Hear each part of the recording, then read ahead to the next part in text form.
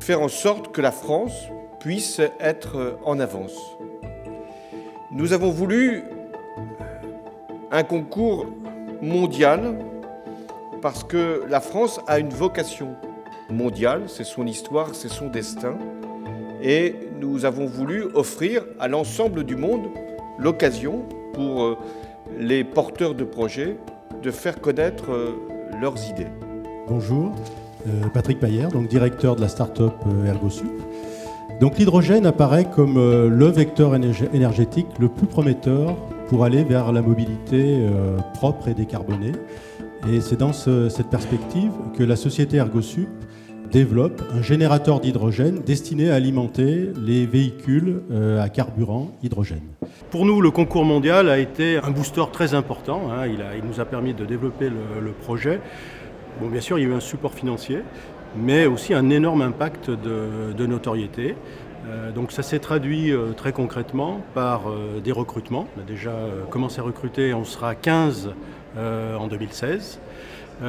Également, on a des grands groupes qui se sont intéressés à cette techno et vont participer à l'étude de l'intégration de notre système dans une station-service. Ce sont des entrepreneurs, des groupes familiaux, des grands groupes, des institutions. Tous et toutes ont la volonté de créer pour offrir un nouveau service, répondre à un besoin, améliorer la qualité de notre vie.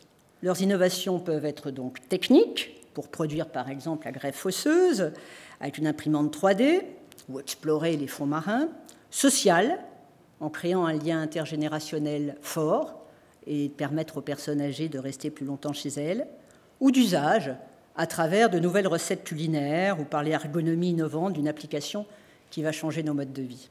Ce produit permet de stocker l'énergie électrique sous forme de chaleur.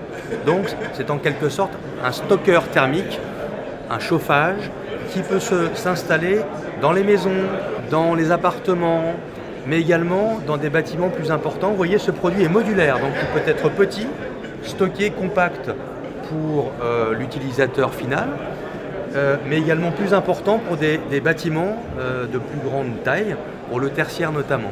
Donc gros intérêt pour l'utilisateur final, c'est l'interconnectivité pour avoir des informations sur sa propre consommation, mais bien évidemment de pouvoir stocker l'énergie électrique quand elle est fournie par de l'éolien, du photovoltaïque, et également pour éviter au niveau national le phénomène d'intermittence et le phénomène de pic de consommation.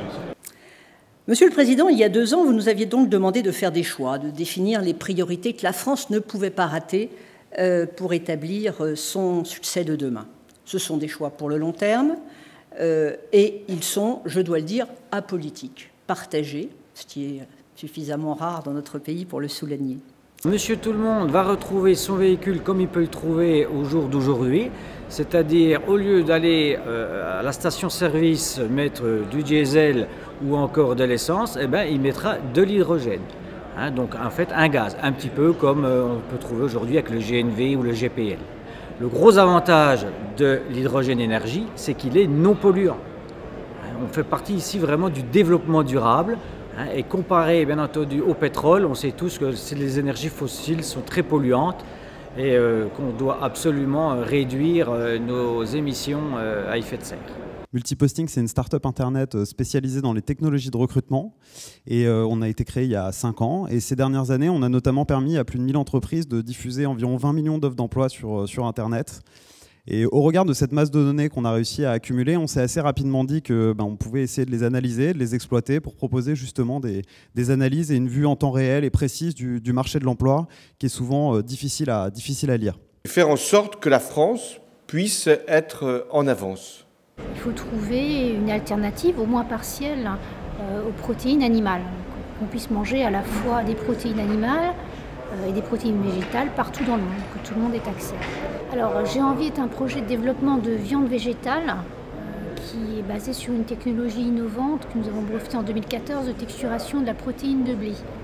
Il est important effectivement d'avoir une agriculture qui préserve l'environnement, une agriculture durable et remplacer les produits de traitement chimiques. 16 nouveaux lauréats. Bravo, bravo à tous et à toutes. Bravo pour votre énergie, votre dynamisme pour créer l'avenir en France. Ce que je veux vous dire, c'est ma gratitude. Vous permettez à beaucoup de nos concitoyens de prendre conscience que le monde peut être meilleur et grâce à l'intelligence humaine, grâce au concours de tous, nous pouvons assurer le progrès. Merci. Thank you.